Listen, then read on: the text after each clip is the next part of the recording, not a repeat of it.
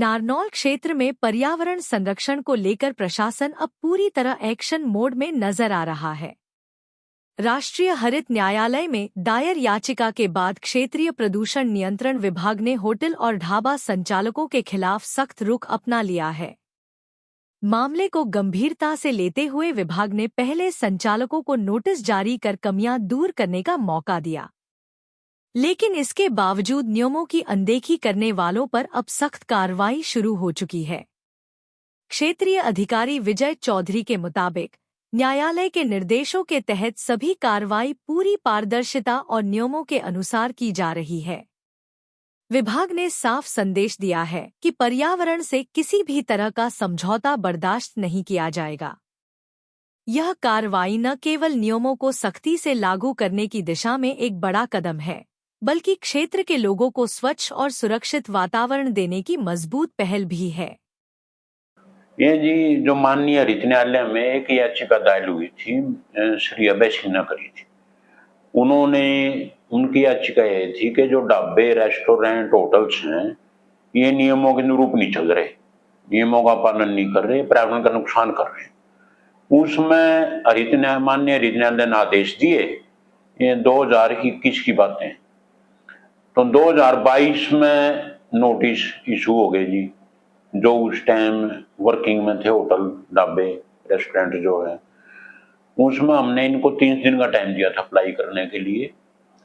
तो 30 दिन में लोगों ने अप्लाई नहीं करा, चलो, पर उसमें 22 में अप्लाई कर दिया था, पर इनके पास कागजात पूरे नहीं थे।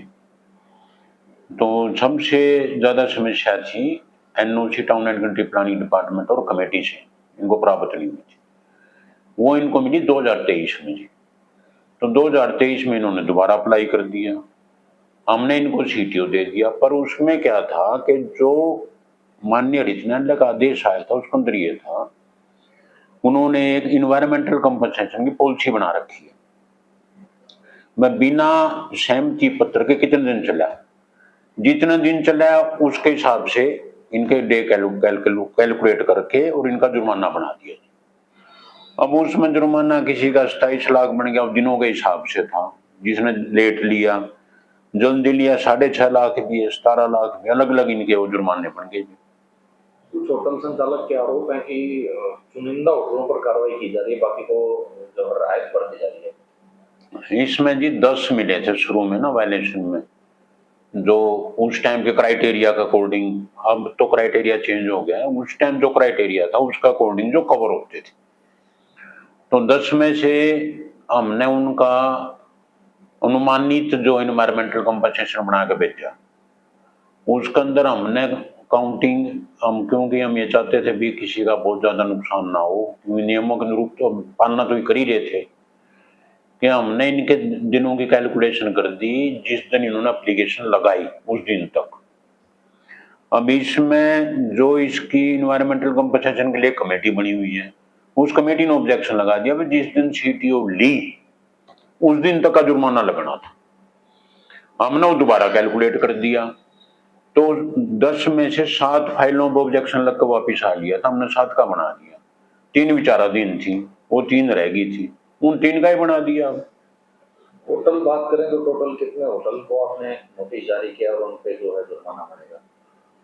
हमने जी 10 का तो फाइन लगा दिया और 14 में हमने नया सर्वे कराया है जो कंसेंट मैनेजमेंट में कवर होने चाहिए, 14 को नोटिस दिया गया। तो अगर वो कब तक का समय दी गया है उनको सीटीओ के लिए, वो अप्लाई करें, और अगर जल्दी नहीं कर पाते हैं तो कब तक उनका जुर्माना?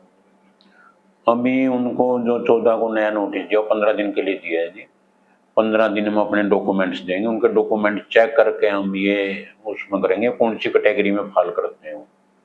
उसके बाद उनको डॉक्यूमेंट्स बताए जाएंगे कौन कौन से डॉक्यूमेंट के साथ उन्होंने अप्लाई करना है। इसमें जो इन्वायरमेंटल कंपनसेशन हम लेते हैं जी, उसमें वो सरकार की पॉलिसी है ना, तो ये सरकार अपने पास रखती, ना ही बोर्ड अपने पास रखता। इसको जो संबंधित क्षेत्र होता है जहाँ से इसको उगाई, हम मतलब इसको वसूल करेंगे, जुर्माने को लगाएंगे, उसी क्षेत्र के पर्यावरण की इम्प्रूवमेंट में खर्च कर देते हैं, इन्वायरमेंट की इम्प्रूवमेंट में। मतलब जितना भी जुर्माना आएगा इसी क्षेत्र में पर्यावरण सुधार में लगेगा। जी जी जी जी।